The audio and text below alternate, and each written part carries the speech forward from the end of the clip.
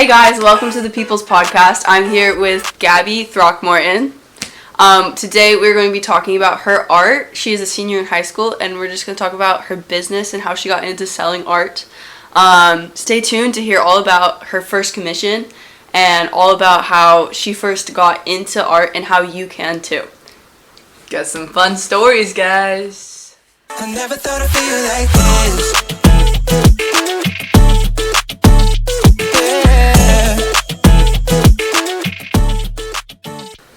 Hey Gabby, so Hello. Thank you for joining me. Of course. I'm very, very excited to have you on here. Thanks for having me. Of course. Introduce yourself. I just want to know where you're from, your background, and all about you. Okay, so my name is Gabriella Throckmorton. My friends call me Gabby. So I guess everyone here can call me Gabby because I guess we're friends now, getting to know each other a little bit. But anyways, I am a senior in high school, like Naomi said before. I'm 17 years old. My background, I have an identical twin sister. Her name is Giovanna Throckmorton. She's also artistically talented, just doesn't sell her art. I also have a younger sister, Lexi, which I'm sure a few people know. And she is pretty crazy. But anyways, I have my awesome mom and dad, super loving. They've always supported me no matter what I'm doing. And also just with art in general, when I first started my art business, I was about 12 years old, and there's a few stories behind that, but other than that, yeah. Nice. Going to art and how you started, what drove your passion for when you first started art? Like, what wanted you to start getting into art and learning all about it? Actually, I started out with probably just, my mom had always brought us up being really creative. Mm-hmm. We had always really had a lot of crayons or any paintbrushes or paints around the house, and we would do finger painting on the tables, and I don't think on the walls, maybe occasionally. Yeah, a little bit. Yeah, when there was no paper in the house. But anyways, yeah, we always were doing something creative. Like one of the first projects I can remember is we were actually playing with food, and parents tell you not to play with food, but our mom would let us. Yes. So we always had something creative going on in the house. So like we made caterpillars with peanut butter and like pretzel sticks and chocolate chips. It was a lot of fun. Yeah, that sounds like a lot of fun. Looking at the journey of how you first started getting into business, what wanted you to start selling your art, and how did you get to that level? So there wasn't one specific thing that automatically triggered me into being like, oh man, I want to get into business right away. It actually just started out with me just wanting to learn something new that I never had learned before. I had always been able to kind of sort of draw, but it was at the level as anyone else in my grade. So what I did is I actually looked up a video of how to draw a hyper-realistic eye, because I'd just seen all these drawing videos. I had tried anime stuff before, that just didn't suit me, and like caricatures or whatever. You know, I still enjoy caricatures, but I really wanted to learn how to draw super realistic. So I looked up a video how to draw a hyper-realistic eye. I did it in the first time, and I showed my parents, and my mom posted it on Facebook, and a bunch of people just commented on it. And then I ended up having my uncle, and he's like, hey, can I commission you to actually draw an eye with a cross in it for his church? And that was just the starting to my business and everything. Yeah. So yeah, it was just purely basically accidental. That's so cool. So going into like your art business and everything, how did you find out that realism and all of that was exactly what you wanted to do? And like, what is your favorite thing about that? Like, why does that interest you so much? So actually it interests me because I'm a very detail-oriented person, just going off of that question first, or that part of the question first. I absolutely love just little parts of life and how it really, people can look at the big picture, but people don't tend to look at small pictures within the big picture. And that's what I absolutely love, like stop and smell the roses kind of thing. And that's kind of how I picture realism. Whereas you can look at cartoony, and that's a big picture. Realism is just a bunch of little pictures put in together to make a big picture, because there's so many elements to it. Yeah. That's a really cool way of looking at it. I've never looked at art that way. I'm gonna take up on that next time I'm looking at some artworks. You say that you practice with many other types of art. Yeah. With that, like, what would you say about the other types of art that you enjoyed more, didn't enjoy as much? Like, what was your look at that? Yeah, so actually I've practiced with multiple different types of mediums. So that includes like ceramics, clay, metals. I've worked with jewelry. I've worked with paintings, drawings, charcoal, graphite. Pretty much anything that you can think of to do with art, I've practiced and I've worked with, and I love it all. I love different aspects of each part about art. I love realism because of the details in it. I love clay because there are still details, but it's in a different way. Yeah. I love metals because it's so creative and it's nothing like any of the other types of arts. Actually went and took a class for metals in an art school. Wow. And they taught us how to create different metal pieces. I ended up learning how to carve out metal and do different acid etching and use different chemicals on metal. And I actually ended up submitting a art piece, which I called Cycle of the Wings, and it was a crown. And I can send you a picture of it. But basically, so I ended up submitting it to a international art competition, and I got an honorable mention, which was basically like 4th place. So that was pretty awesome. That was my really first year in metals, and it was so fun. But yeah. That is awesome. You've worked with all these different mediums and all these different types of art. So do you sell more than one type of art, or is it just the main type of art? So I mostly direct all of my trying to think, my art business towards realism, not 2D.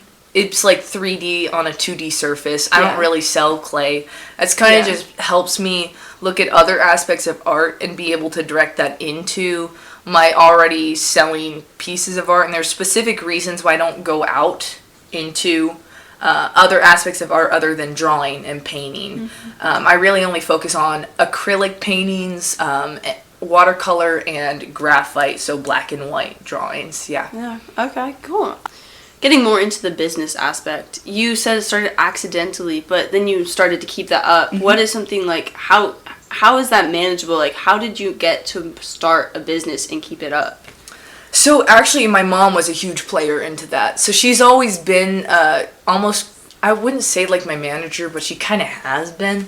So the way that I mostly get hired for my business is through just either word of mouth, or my mom started off with asking me if she could hire me to draw drawings of houses. And so I would do that for her, and I started off cheaper, but then as I got better, I was getting more clients. You're able to increase the price, you're creating really good products.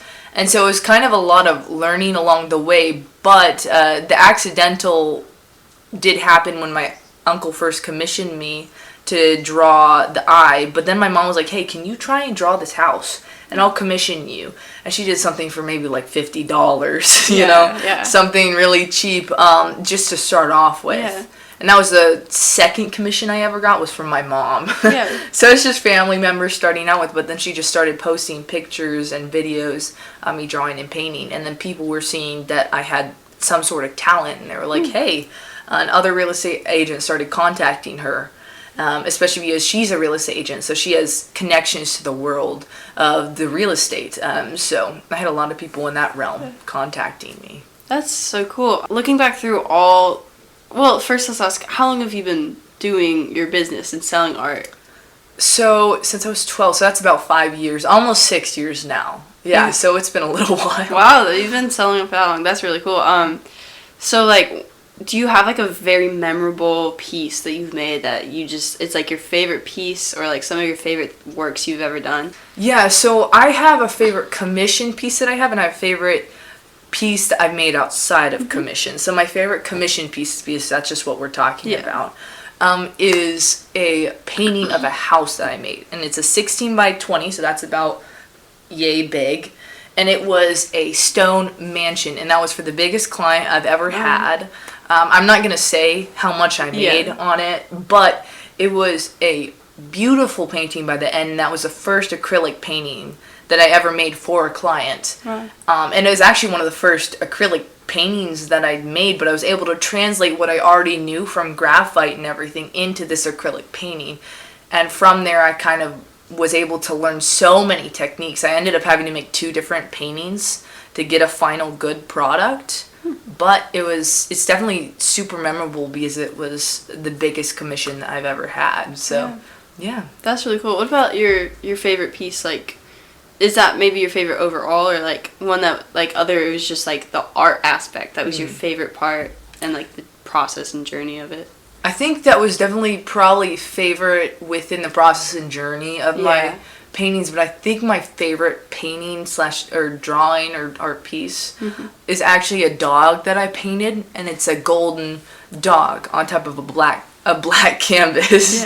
And I have never seen, I actually tried researching gold on top of black or metallic paint on top of black, and I'd never seen it done before. I was like, I want to try this. So I created a monochromatic piece, which means one color, and I just decided to create a dog painting on top of a black canvas, and I was like, this would be fun. That's the favorite piece I've ever created. So yeah, that's a very cool experience. So you said you've been doing this for about 6 years, and you're a senior in high school, about to graduate. Do you see yourself continuing this in the future? Oh yeah, yeah, definitely 100%.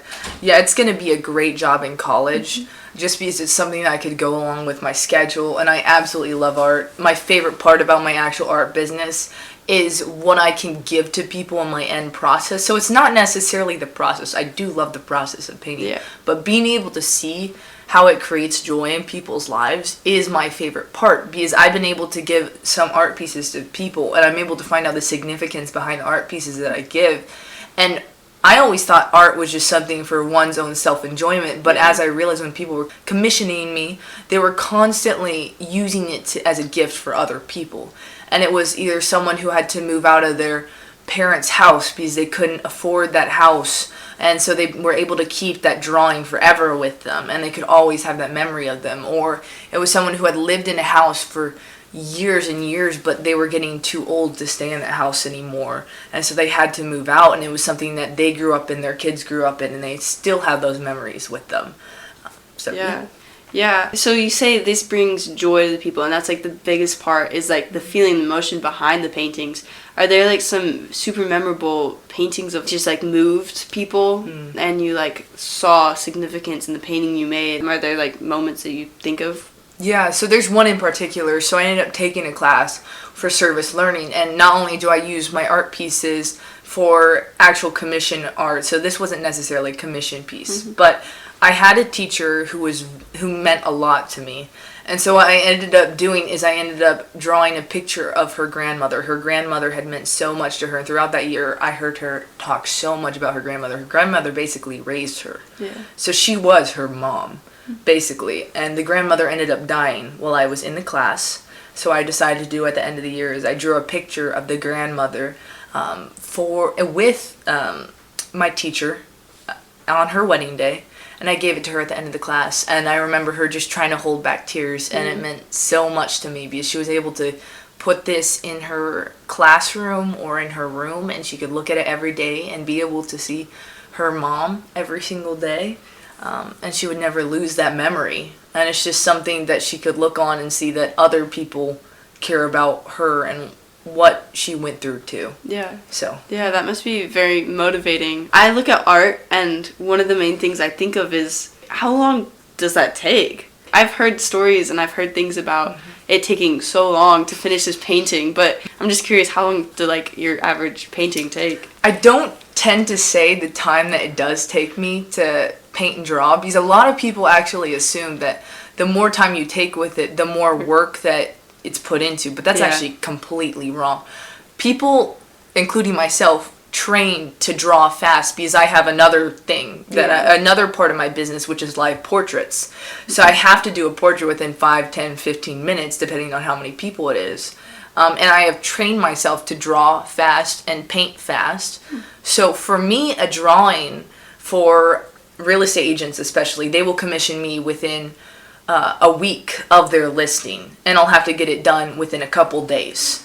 So it takes me a few hours, don't get me wrong, it does take me a bit of time, but a lot of people expect, oh, this piece is going to take you like 25 hours, 45 hours. When that can't be the case, it's just if you learn to critique yourself and learn to how to draw certain elements of different drawings and paintings, then you can become faster throughout time. So for me, it doesn't take me normally more than, I'd say probably like a painting on average would take me, I'm trying to think, maybe 30 hours. And then a drawing would probably take me 15, it's all the way from 5 to 15 hours on average. It just depends on how big and how detailed the drawing is. So yeah, there's no specific set time. But the one house painting that I talked about before, that took me a couple weeks to finish because it was so detailed. It was like a super detailed brick house. It just depends, to be honest. So yeah, you've learned to get faster and faster. Is there like something that really helped you along that process, and was it hard starting off slower than you are now? Yeah, it was actually, so when I first started out, I was shocked by the amount of real estate agents will get listings within like a couple weeks, like I said, and they'll immediately hire you basically right after they get their listing. I know from my mom, she like gets a listing, she has to have a couple weeks before it closes, the house closes, and then she's done with the house. Anyways, so I have had to learn how to look at specific places on a house and use what my dad likes to call artist license. And you look at a space and you think of, okay, this is how it looks in human eyes, just looking at the picture. How can I put this on a piece of paper and create it so that effect is still there, but it's not exactly what is on the paper? Because if you put what exactly is on the paper, sometimes it ends up actually looking different in the drawing. So if you learn how to critique what you're actually seeing from your eyes onto a piece of paper and how you can translate with different mediums, then you can actually learn to draw quite a bit faster than what you started out with. Yeah.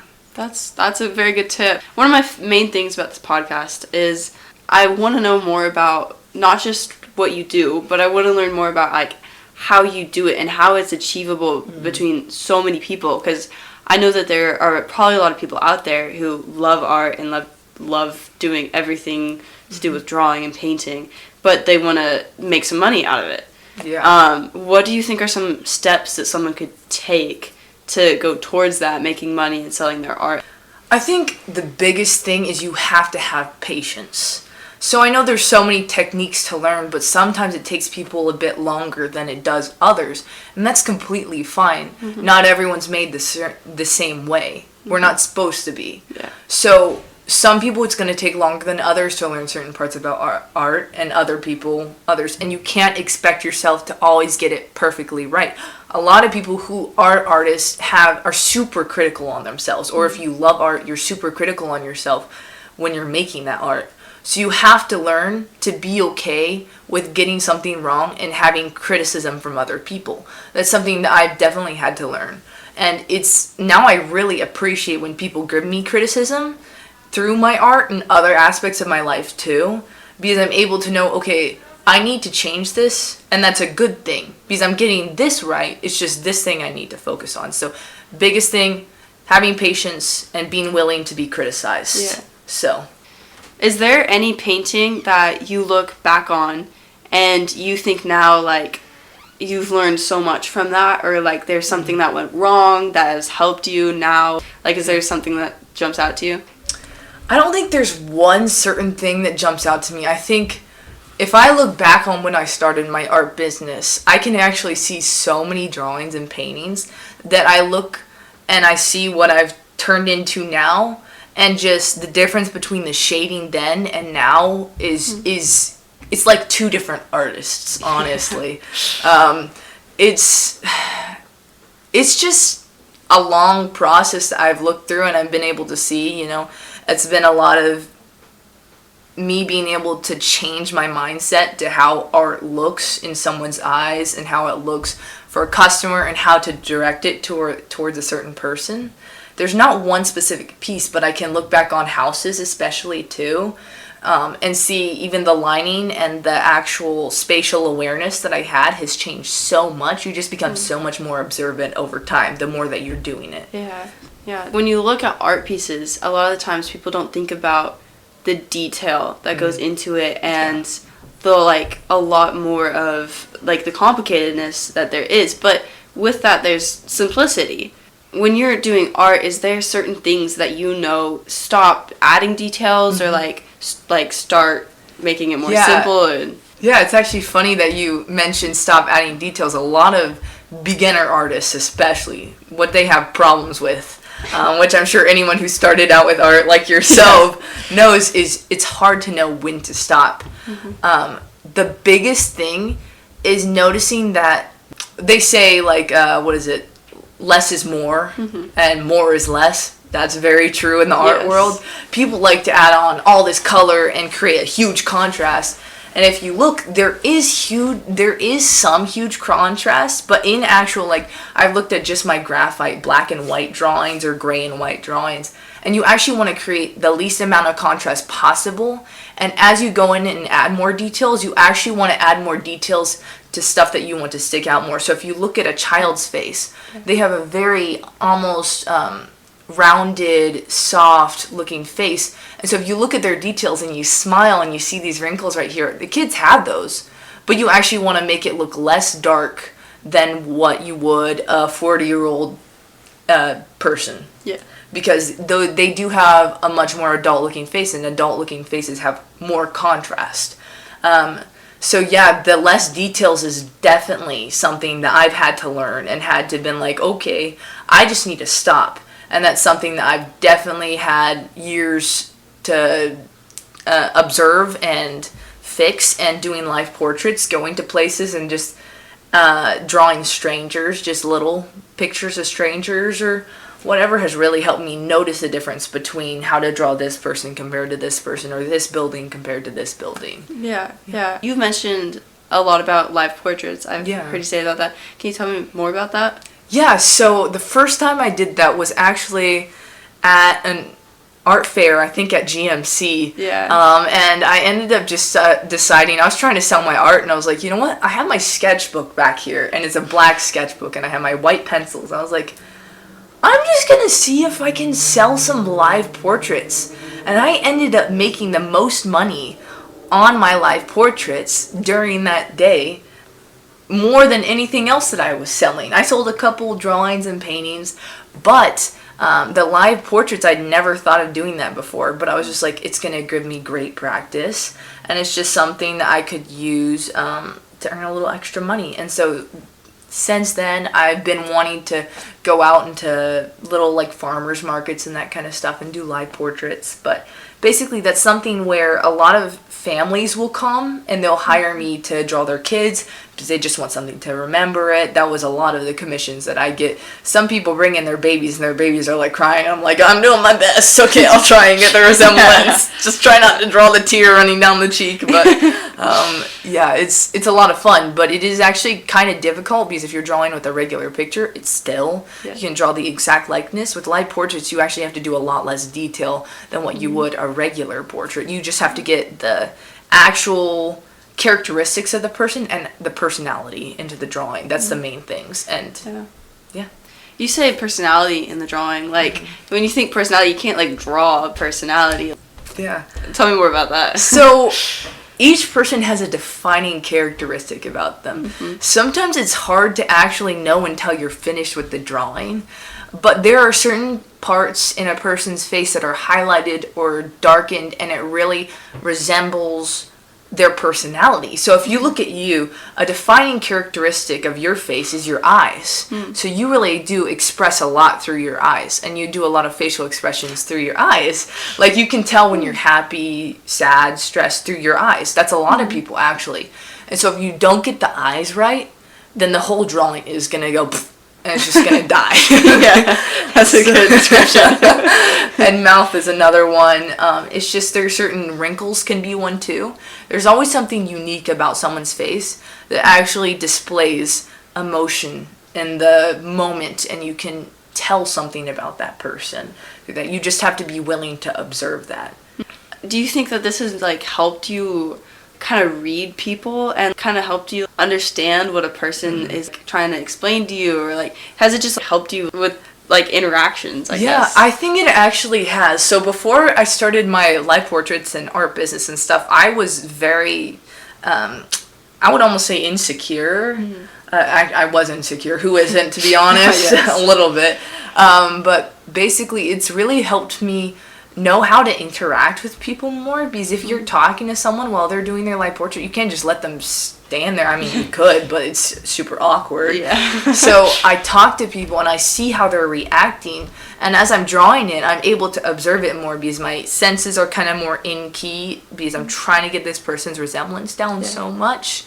It's definitely helped me read people more, and it's really interesting to see how different people react in the same situation too. Yeah, that knowledge of emotion, do you think that goes in with more than just people painting? Do you think, does any of that go into like maybe drawing a bowl of fruit, for example, or like a house? Is there any kind of emotion that you can put into a drawing like that? Yeah, there actually is, but it's different. So with a person, there's different defining characteristics on their face and how it's lighted. A bowl of fruit can also be how it's lighted, but it's the colors surrounding it, or the shading. It's not necessarily the highlights, because the highlights are really what draw attention to you on a person. If you look at like a bowl of fruit or something, what draws my eye is the shading, or definitely the colors. You don't necessarily look at a person, you think of colors. Yeah. You look at a bowl of fruit and you think of the colors. That's what makes you hungry, reds, oranges, yellows. Yeah. So it's definitely more directed towards colors when you're drawing fruit. You look at a drawing that's like gray and black of fruit, and it's like, that's kind of boring. But if you look at a house, there can be a lot of personality put into a house depending on how the person is taking care of the lawn, what kind of cars, if they want cars in front of the house, how the trees are put into the house, what kind of bushes do they have, how tall is it, how many windows are in the house, just a lot of different things. And maybe not so much windows, but definitely like stories, because you think of a one-story house, you don't necessarily think of like a 5-person family, or like a, I don't know, 6-person family, 7-person family. Think of maybe one-story house and it's a single couple. But anyways, Yeah. So you were talking about, this is what sparked this question, but like you were talking about like cars in front of a house compare like when I think like fancy cars or something like that compared to like a smaller house. For me, that gives me the thought of like different ideals when it comes to paintings. Has there been anything you've like turned down, or maybe been like a little uncomfortable to paint, even if not just uncomfortable with the ideal of it, but not having the confidence in your ability? Is there like something like that where it's like either you turned down because you weren't confident in your ability, or like something you turned out just for the ideal of it? I actually have never turned down a certain painting. My faith is a huge part of my life to me. You know this. Yeah. So there are certain like things that maybe I don't necessarily agree with, but I'm not ever going to turn down anyone because of any certain thing, because I love anybody. And so what I will do is I'll actually pray about it, and I'll be like, Lord Jesus, if you're not wanting me to go down the path of drawing this and they choose something else, I leave it all up to you. But if they end up deciding me, then I will completely draw it. There are certain subjects that I've thought about which are a little, I'm trying to think, controversial, that I would be like, no, I'm not going to be drawing that whatsoever. Yeah. But for 99% of the time, I wouldn't drop drawing anything or painting anything. Most of the time, what people want anyways is super wholesome, and it's something that any artist would want to draw, honestly. But there's nothing I've turned down. In my abilities, I've always been willing to try something new. So I wouldn't ever turn down something because I thought of a lack of abilities, because I can think about it and I know there's a way that I can do it, no matter what it is. I just have to experiment with it a bit. So it's never a lack of abilities. I think it's just, if it's something that in my heart, I get a certain conscience, which is that to me the Holy Spirit telling me that you shouldn't be drawing that, then I'm not going to be drawing that. But so far I haven't had that. So Yeah. So you mentioned your faith, and how your faith is a big part of your art and your life. And I'm wondering if that's something that helps you kind of convey your art, like your artistry, and kind of like what you're telling with your art. Yeah. So my faith, it's not something that I ever force on people. It's just something that inspires me a lot in my paintings and drawings. So what I feel in my faith is love. That's all I feel in my faith, just in multiple different ways. I look at trees outside and I feel love. That sounds maybe stupid, like a tree hugger, but that's not what it is. But basically, so the way that I look at something, I'm able to look at it, and if I'm looking at it through what I see Jesus looking at me to be, it's just completely and utterly beautiful. So if I'm looking at something in that way, I'm able to communicate it the exact way that the customer would want to see that painting or drawing. And so in that way, I'm able to give the best possible outcome that I could to that customer. So it's not something that I'm like painting Jesus in the background of my paintings or drawing. I don't know what he looks like anyways, so how am I supposed to do that? But it's something that if I look at it through the way that I see my faith, then I'm able to paint it in the best possible way that I can, no matter what kind of customer I'm having. Yes, that's great. So I had this one question. It was your clients. You say you have some online. Sometimes it's people like asking you for things. Like, if you get to give me like a ratio, like what is like do you get a lot of clients that you don't know that are just asking you for things online, or is it mostly like just connections of friends and people? Yeah, so a lot of it is online or starts out online. I do have quite a few people that I know who've come to me, or people word of mouth that have come to me. Some of them have been through my friends, some of them have been through people that I know, but the majority has been online. But a lot of times with real estate agents, what will happen is if they like my work, they will continue to come back to me. So I have a few clients, I don't know how many quite for sure, but they've gotten multiple commissions. Definitely biggest clientele that I have is going to be the real estate agent, just because that's what I have connections to. A lot to do with if you're having a small business is what you have connections to. I mean, that doesn't really relate to if it's like a cafe, but in my situation, if you're selling to clients in the kind of matter that I am, you have a specific clientele, and it has to be based on relations that you have. Live portraits is kind of like a whole different basis, because that is all strangers, that is all people that I don't know whatsoever. That's just going to places, and then it's basically a one-time thing.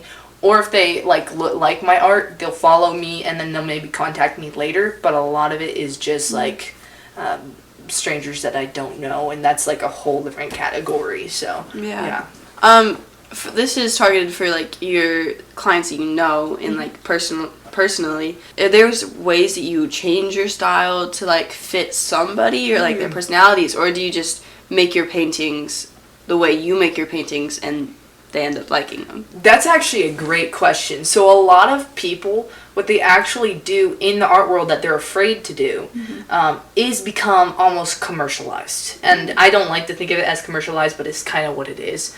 So I make all my art directed towards my clients. And that's the way I like to do it, exactly the way they want it, not the way I like it. I like the details. I just like creating whatever the picture is like, maybe adding a few little details in there here and there that I feel like create more personality in the picture. But I like to do it strictly based on what the client wants. So I actually have created it to where like a picture has looked old-fashioned, if they have a different type of color scheme. A lot of people will send me colored pictures, but like, oh, I want this black and white, instead of like, that's my specialty, I kind of think. That's what a lot of people hire me to do. That's what most people have seen me do, is just black and white drawings. And so I always do it specifically towards what the client wants. So that could be taking out a certain element of the picture. It's almost like Photoshop, but with drawing.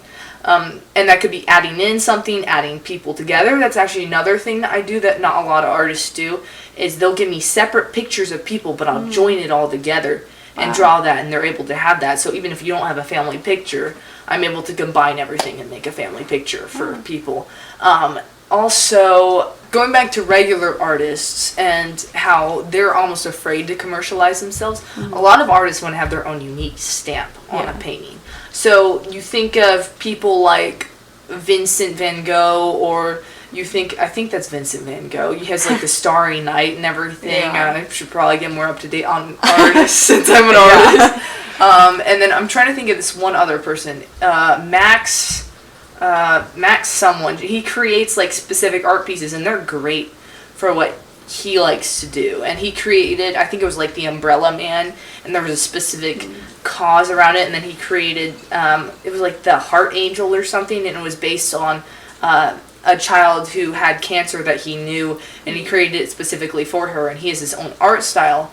But for me, since I can create many different types of art styles, I like to stick towards just the realism. And I like to create it specifically for the art, for the clients. And also, if I'm doing that, I have a larger client base, so I can create whatever the client wants, instead of just sticking to my own personal art thing. And I only have the small little space of clients that want this. I have a large amount, and I can create it as significant or insignificant as they want. Yeah. Is there like a moment where you've been pushed out of your comfort zone and kind of just surprised yourself with your art? Yeah, I think there has. So actually, a big thing that pushed me out of my comfort zone is actually landscaping on drawings. Paintings are easier, actually, because it's just color, and color is actually, to me, a lot easier than it is black and white, and that's most artists. A big thing is grass. So, like, grass is probably the hardest part for me to learn, for what I have had to learn how to draw. Because grass, like, you can't draw every single little blade. That's just insane to think of doing that. Plus, it doesn't show up in your normal picture. So this is artist license I'm having to use, and I have to figure out different techniques that I could use to draw grass. And so when I first got commissioned to draw this property, it had a bunch of grass on it, and it was like right out front, and I was like, oh no! But then I was like, I'm gonna try this. It ended up working out really well, and it's just like a technique where I do like kind of like streaks, but it looks like grass. And yeah, I think that was the biggest thing that pushed me out of my comfort zone, but it's never gotten me to be where I wasn't able to do it. I just had to experiment a lot with it. Do you think you've gotten a lot better at doing that, like drawing grass? Yeah, definitely. I think also another one is actually bricks. Because bricks, you have like different light and dark spaces, and it's different on each brick house. So you actually have to have different techniques on different types of houses. And if you think of white brick too, I've never had to draw that for a client, but if you just think of how to draw it, because I've kind of experimented around with different, like, I don't know, subjects. Is different than if you think of like a dark red brick, and a medium red brick is different than a dark red brick, or like different colors also have different variations of lighting. So yeah, I've never thought about that there's so much detail when it comes to it. Like, you never think that the color of the brick affects the lighting and the shading and how you need to draw it. That's so cool. There have been like moments where you have had to kind of just scratch something, where it's like, oh, I did this thinking that would be correct, but now that I'm looking at it, like, compared to everything, and there were moments where you've like either just like had to like erase a big section, or like just scratch the whole painting itself. Yeah, there actually happened a couple times, but the biggest time that actually happened, it was because of details, it was because of my spatial awareness in the painting. So that was my biggest commission. And the good thing was, because it was my biggest commission, I could totally afford to scrap it and start new. But with the whole painting, I just got the proportioning of the house wrong, and I had to restart it. But it was actually really good, because when I first painted it, I had almost painted the entire house, gotten the lighting down, and the hardest part was learning how to paint a roof, actually. It was a brick house, but bricks, when you can paint the color, it's actually easier than if you're doing it in black and white, whereas if you're doing it in black and white, it's actually easier to draw the roof than when you're doing it in color. Because roofs actually have a lot more color than what you think, and there's a lot of different types of colored roofs. And maybe it seems a little boring to be drawing all these houses with a bunch of different variations, but it's quite interesting to me as someone who can look in here, and there's a little speck of blue in here, red or yellow and orange, and on the roof that I was painting, there was multiple different colors inside the roof. But the main color was gray. So I was also experimenting with mixing yellow with gray and red with gray. And I decided to paint the roof darker in some areas and put more contrast on there. And to me, it looked more like the roof of the house than if I was doing a lighter version. So, yeah. Yeah. Let's dive in a little bit more into business. Okay. The business aspect. So is there like when it comes to finances, this didn't cross my mind earlier of like you need to put some of that money into your product, like the building of products. Like you need like paints and paintbrushes and canvases. Yeah. What, like, is there a way that you manage all of that and like try to separate costs and like supply and all of that? Yeah, okay, so actually that's actually another amazing question. So a big thing that you don't think about with art is finances, because you think, oh, you know, you go out and buy this and you have it for forever. Actually, with finances, a lot of times it's a risk. So with my live portraits, one thing that I needed to get was like a tent, like a white tent, overlay tent, because you don't want people sitting outside in the heat, in the sun, and you're drawing them, and they're exhausted, they have a terrible experience, and maybe they get a good picture, but experience is also a lot of thing. And then you want to create professionalism, so I need to go out and buy bags to put their art in once they're done. I need to go out and buy wrapping paper to wrap up the paintings. I have to go out and buy nice bags to put in my drawings. That way the clients aren't like, oh my gosh, she doesn't care about it at all. One thing that's the cheapest is just boards that I'm buying, so you can get multiple of those for just a small amount of money. A lot of times it's just the big risk factors. I've never done this before, and I'm just going to have to take a leap of faith and go and try it, and sometimes you don't earn your money back. Sometimes you do.